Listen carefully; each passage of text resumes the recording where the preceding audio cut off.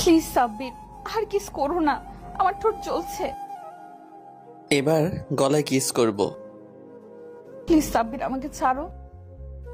খাটের পাশের দেওয়ালের সাথে আরিয়ার হাত চেপে ধরল সাব্বির।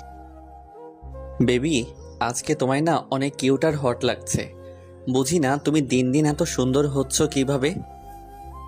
হাতটা ছাড়ো, আজকে আমাদের বাসর রাত। বাট তুমি ডিপ জলের মতো এমন ভাব করতেছো যেন আমায় রেপ করতেছো। কি? আমি ডিপ জল? ছি ছি ছি। আর কাউকে পেলে না তুলনা দেওয়ার জন্যে? কই ডিপ জল কুখ্যাত ভিলেন, আর আমি কত হ্যান্ডসাম একটা ছেলে।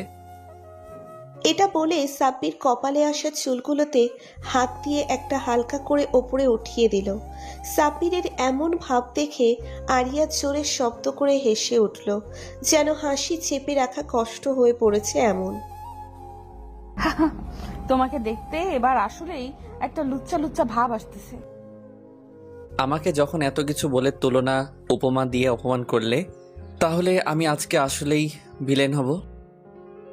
এটা বলে আরিয়ার কাছে গিয়ে কানে হালকা করে একটা ফু দিল। এই এই এই কি করছো? সুরসুরে লাগছে তো। আরিয়ার নিঃশ্বাস ঘন হয়ে আসছে ক্রমশ। চোখে মুখে একটা অন্যরকম ভাব, যেন পালিয়ে যেতে চায়, আবার যেতেও চায় না। সাব্বির আরিয়ার পেটে হাত দিয়ে একটা হালকা করে চিমটি দিল। আরিয়া কিছুটা সরে যেতে চাইলে সাব্বির আরিয়ার ঘাড়ে কামড় বসিয়ে দিল। আরিয়া লজ্জায় নিজেকে ছাড়িয়ে নিয়ে ছুটে পালাতে গেলেই শাড়ির আঁচল ধরে টান দিল। সাব্বির আরিয়া খাটে গিয়ে পড়ল। বদমাস ছেলে, কোনো সভ্যতা নেই। এইভাবে কেউ দেয়ালের সাথে হাত চেপে ধরে? দেখো, হাতটা লাল হয়ে গেছে। আই এম সরি বেবি, আমি না আসলে বুঝতে পারিনি। বেশি রোমান্টিক হতে গিয়ে একটু কন্ট্রোল হারিয়ে ফেলেছিলাম। দেখি তোমার হাতটা লাগেনি তো বেশি? থাক, আর এখন ভালোবাসা দেখাতে হবে না। যাও, কথা নেই তোমার সাথে। এটা বললে তো হবে না আরিয়া, আজকে আমাদের বাসর। একটু ভালো যদি না বাসি তোমায়, তাহলে এটা বাসর রাত হবে কিভাবে? তখনই কারোর হাসির শব্দে সাব্বির থেমে গেল। সাব্বির আরিয়ার দিকে তাকিয়ে মুখে আঙ্গুল দেখিয়ে শব্দ করতে বারণ করলো আরিয়াকে। এবার ভালো করে কান খাড়া করে শোনার চেষ্টা করলো কিসের শব্দ ছিল। এবার শব্দটা ভালোভাবে পাওয়া যাচ্ছে। শব্দটা রুমের ভেতর থেকেই আসছে, যেন কেউ অনেকজন একসাথে হাসি চেপে রাখার চেষ্টা করছে। আরিয়া সাব্বিরের দিকে তাকাচ্ছে, আর সাব্বির আরিয়ার দিকে একটা ভুতুড়ে অনুভূতি কাজ করছে। সাব্বির, কি কি কিসের আওয়াজ এটা? তোমাদের বাড়িতে ভূত পেতনি আছে নাকি? সাব্বিরের গলা শুকিয়ে আসছে, কারণ সাব্বির এসবে প্রচন্ড ভয় পায়। কই না তো, আমি তো কোনোদিন শুনিনি। সাব্বির, আমার মনে হচ্ছে আওয়াজটা খাটের নিচ থেকে আসছে। খাটের নিচে? তুমি শিওর? অন্য কোথাও থেকেও তো আসতে পার। না, খাটটা কেমন যেন কাঁপছে। বিশ্বাস করো, খাটটা কেমন যেন ভাইব্রেট করছে। সাব্বির আরিয়ার চোখে ভয় দেখতে পেল। এর মানে আরিয়া মিথ্যা বলছে না। সাব্বির খাটের নিচে দেখার জন্য মোবাইলের ফ্ল্যাশ লাইটটা অন করলো। মাটিতে বসে যেই খাটের নিচে আলো দিয়ে দেখলো, খাটের নিচটা একটা বিশাল চিৎকারের সাউন্ড শোনা গেল। সাব্বির লাফ দিয়ে খাটে উঠে পড়ল, আর আরিয়া সাব্বিরের অবস্থা দেখে আরিয়াও লাফাতে লাগলো।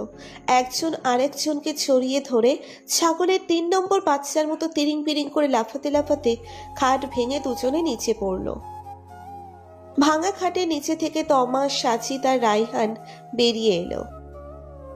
ও মারে, কোমরটা গেল রে আমার। এই, তুই দেখলি না আমরা যে খাটের নিচে? তাহলে খাটের উপরে উঠে এভাবে লাফাতে গেলি কেন? তোরা খাটের নিচে কি করছিলি? খাটের নিচে তো এলন্টি বেলন্টি খেলতে আসি নাই, তোদের বাসরে আড়ি পাততে এসেছিলাম। কিন্তু তুই যেই পরিমাণে রোমান্টিক হয়ে গেছিলি, আমরা তো ভেবেছিলাম আজকে রাতটা খাটের নিচেই থাকতে হবে। ভাইয়া, তুই কাজটা ঠিক করিস নাই। আমার কোমরটা ভেঙে গিয়েছে মনে হয়। তমা আর সাজিদ হচ্ছে সাব্বিরের খালাতো আর মামাতো ভাই বোন।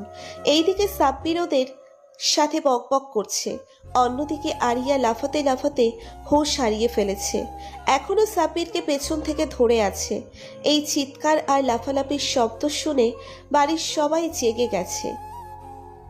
এই রে, খালা এসে পড়েছে, আজকে আমরা শেষ। ফুপু আজকে আমাকে আর তোকে আস্ত গিলে খাবে। তোর ফুপু তো পরে খাবে, আগে আমি তোর মাথাটা কামড়ে খাবো, গাধা কোথাকার। সাব্বির গিয়ে রুমের দরজা খুলে দিল। সাজিদ আর তমাকে দেখে সাব্বিরের আম্মুর চক্ষু চড়ক গাছ। এই, তোরা দুটো এখানে কি করতেছিস? কখন এসেছিস এখানে? আর খাট ভাঙলো কিভাবে? কিরে বাবা, খাট ভাঙলো কিভাবে? ফুপু তুমি খাটের কথা বাদ দাও, চলো অনেক রাত হয়েছে। খাটের কথা বাদ, তোরা দুইটা এখানে কি করছিস? খালো, আমরা সাব্বির ভাইয়ের সাথে গল্প করতে আসছিলাম। না, তোদের মতি গতি তো ভালো ঠেকছে না। কি অকাম করেছিস বল? আর মা আরিয়া, তোমার এই অবস্থা কেন? চুল, জামা কাপড়। আম্মু আমি বলছি, তোমার এই গুণধর বোনের মেয়ে আর ভাইয়ের ছেলে আমাদের খাটের নিচে এসে লুকিয়েছিল আড়ি পাতার জন্যে, আর আমি আর আরিয়া ওদের দেখে ভয় পেয়ে যাই, এভাবে তোমার বৌমার এই অবস্থা। সাব্বির কথাগুলো শেষ করতে সাব্বিরের আম্মু মিসেস রেহেনা বেগম তমা আর সাজিদের দিকে আগুন চোখে তাকালো, যেন চোখ দিয়েই ভস্ম করে দেবে। তাহলে তোমরা গুণধর সন্তানেরা এসে এই পুণ্যের কাজ করছিলে। আজকে তোদের দুইটার একদিন আর আমার একদিন। ফুপু আব্বুকে বলো না প্লিজ, আমি তো এই তোমার কথা এসেছিলাম।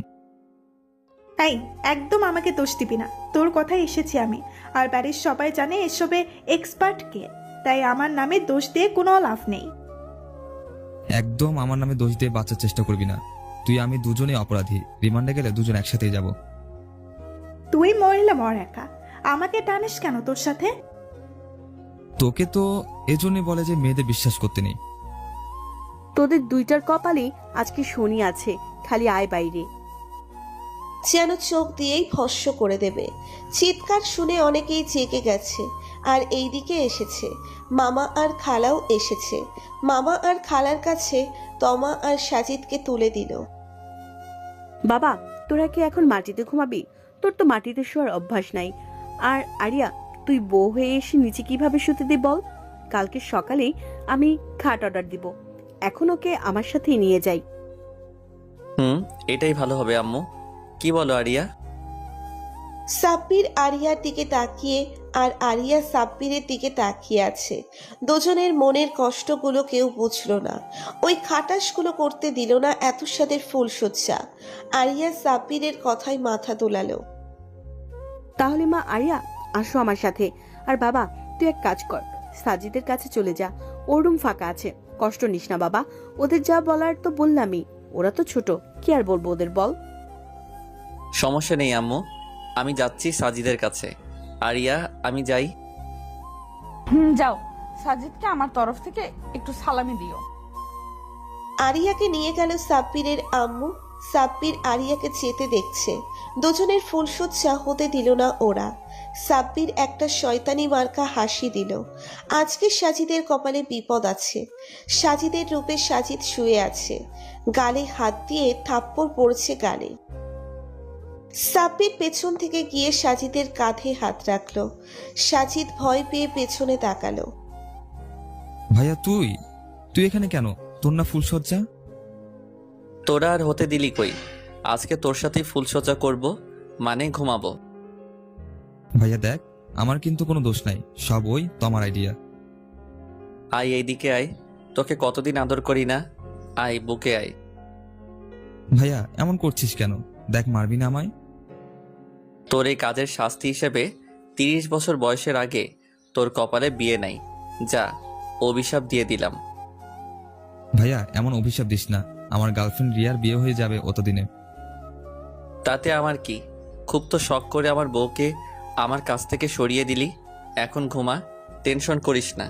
পরে আমার কিছু করতে হবে না, টেনশনে টাক হয়ে যাবি, তখন তোর গার্লফ্রেন্ড এমনিতেই তোর টাক দেখে পালাবে। সকালে ঘুম থেকে উঠে সাব্বির ফ্রেশ হয়ে কোনো রকমে আম্মুর রুমের দিকে এগুতে লাগলো। আম্মুর রুমে উকি দিয়ে কাউকে দেখতে পেল না। ভাবতে লাগলো আরিয়া কোথায়। এদিক ওদিক করতে করতে ছাদে এসে দাঁড়ালো। ছাদে এসে দাঁড়াতেই দেখতে পেল ভেজা চুলে দাঁড়িয়ে দাঁড়িয়ে চুল শোকাচ্ছে। শাড়িতে যা লাগছে আরিয়াকে। সাব্বির এক পা দুপা করে এগোতে লাগলো। তিনতলা বাড়ির আশেপাশে অনেক দূর পর্যন্ত বাড়ি নেই, তাই ছাদ থেকে দেখার কোনো ভয় নেই।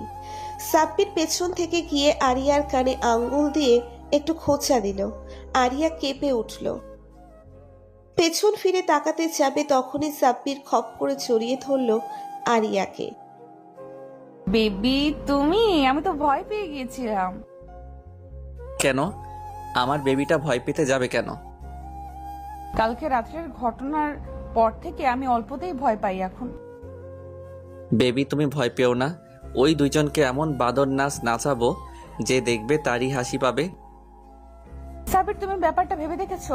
কালকে রাত্রে আমরা যদি না জানতে পারতাম যে খাটের নিচে ওরা আছে, তাহলে কি সর্বনাশটাই না হতো? ছোট ভাই বোনের সামনে তোমার তো মান সম্মান যা যাওয়ার যেতই, আর আমিও ওদের সাথে আর লজ্জায় কথা বলতে পারতাম না। বেবি ওসব বাদ দাও। কালকে রাত্রে তোমায় অনেক মিস করেছি। আমিও তোমায় অনেক মিস করতেছি বেবি, কিন্তু কি করব বলো, তোমার খাট যে এত দুর্বল। খাটের কথা বলে আর লজ্জা দিও না। সকালে যাকে দেখেছি সে আমার দিকে তাকিয়ে হাসছিল। ওই বদমাস সাজিদের বাচ্চা আমার নামে বাসরাতে খাট ভাঙার গুজব ছড়িয়েছে। কি বলো? এই জন্যই মনে হয় আমার ছোট বোন ফারিয়া আমার দিকে তাকিয়ে সকালবেলা ওভাবে হাসছিল। পারিয়া আমার শালি এসেছে? কই দেখলাম না তো ওকে। এসেছে সকাল সকাল। আমাকে না দেখে নাকি ওর মন কেমন কেমন করে সেজন্য। ভাইয়া, খালা এদিকেই আসছে, তাড়াতাড়ি ভাবিকে ছেড়ে পালা, নয়তো তোর নামে আরেকটা গুজব ছড়াবে। হঠাৎ কারোর শব্দ পেয়ে আরিয়া আর সাব্বির দুজনেই ভয় পেয়ে গেল। তমা কোথায়? এই তোরা কি মানুষ হবি না? রাতে তো একটু শান্তি দিলে না, এখন এখানেও চলে এসেছিস? আমি সত্যি কথা বলছি ভাইয়া, খালা ভাবিকে খুঁজতে আসছে, তাড়াতাড়ি পালা। সাপির আন্টি তো আসলেই আসছে, ওই যে দেখো আসতেছে। এই যে আমাকে তো দেখে ফেললো। কি রে বাবা, এত সকাল সকাল নাস্তা না করে ছাদে কি করছিস? তোর না খালি পেটে কিচ্ছু ভাল লাগে না? তো আজ সূর্য কোন দিকে উঠলো? আরে আম্মু তুমি, আমি একটু আরিয়াকে ছাদ দেখাতে নিয়ে এসেছিলাম। কিন্তু আমি তো তোমাকে পাঠিয়েছিলাম আরিয়ার জন্যে। খালা, আমিও এসে দেখি ভাবি একা একাই সাথে এসে পড়েছে, আর ভাইয়া আর ভাবি তাই আর আমি আমার চেহারা দেখাইনি। এটা বলে পানির ট্যাঙ্কির পেছন থেকে দাঁত দেখিয়ে বেরিয়ে এলো তমা। আরিয়া আর সাব্বির ভীষণ খেয়ে পড়ল। কিরে, তুই টাঙ্কির পেছনে লুকিয়ে কেন? আর মানে কি? তমা, তোকে তো আম্মু তুমি কেন আরিয়াকে খুঁজছিলে সেটা বলো। আরিয়াকে দেখতে ওর আব্বু আম্মু এসেছে, আর এসেই মেয়ে করে যাচ্ছে। কি জানি কি হলো হঠাৎ। আন্টি, আব্বু আম্মু এসেছে? কোথায় ওনারা? দুইটা মাত্র মেয়ে, আঙ্কেল আন্টির একটু টেনশন তো থাকারই কথা। তাহলে তুই নিচে যা, নাস্তা করে নে তোর শ্বশুর শাশুড়ির সাথে, আর আরিয়াকেও নিয়ে যা, আমার রান্নাঘরে একটু কাজ আছে। আরিয়াকে নিয়ে নিচে নেমে এলো সাব্বির। ডাইনিং এ বসে আছেন আরিয়ার আব্বু আম্মু। এমন না যে ওদের বিয়েটা অ্যারেঞ্জ ম্যারেজ, ভালোবেসেই বিয়েটা হয়েছে। আরিয়া ছুটে গিয়ে ওর আব্বু আম্মুর কাছে চলে গেল। সাব্বির গিয়ে ওর শ্বশুর মশাইয়ের পাশে গিয়ে বসলো, আর আরিয়া ওর আম্মুর পাশে গিয়ে বসলো। ডাইনিং টেবিলটা অনেক বড় ফ্যামিলির, আরো অনেকে বসে আছেন টেবিলে, আর কাজের লোকেরা খাবার সার্ভ করছে। বাবা সাব্বির, কেমন আছো? আমার মেয়ে তেমন জ্বালাই পোড়ায়নি তো তোমার? জি আঙ্কেল, ভালো আছি। আর আপনার মেয়ে আমাকে জ্বালাতে যাবে কেন? তোমাদের শরীর স্বাস্থ্য ঠিক আছে তো? তোমরা কোথাও ব্যথা পাওনি তো? আঙ্কেল বুঝলাম না ঠিক, ব্যথা পেতে যাব কেন? না বাবা, শুনলাম আর কি। কিভাবে যে বলি কথাটা, শুনলাম কালকে রাতে খাট ভেঙে পড়ে গেছিলে।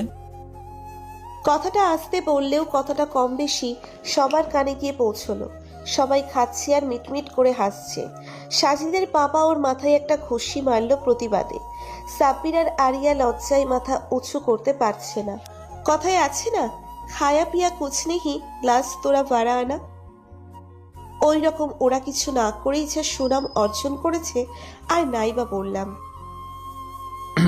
আঙ্কেল, আসলে যেটা ভাবছেন ওই রকম কিছু না। আসলে ব্যাপারটা ছিল কিছুটা এইরকম।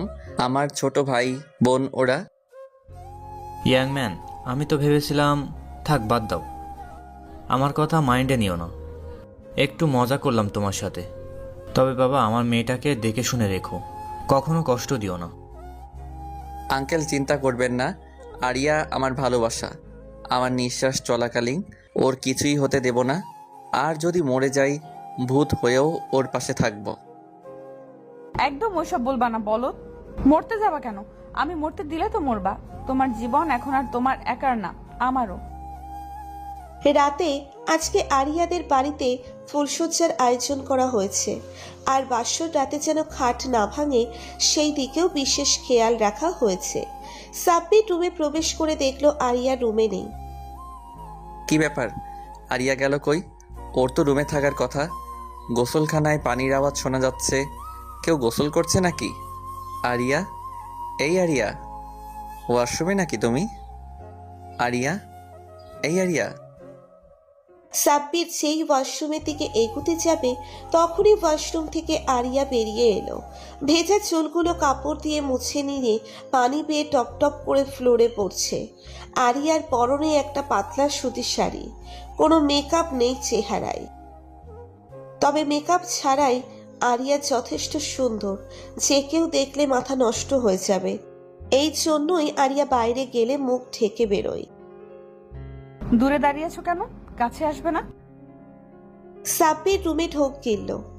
সাব্বির করে ঢোক গিলল, কারণ আরিয়াকে এই রূপে কোনো দিন দেখেনি।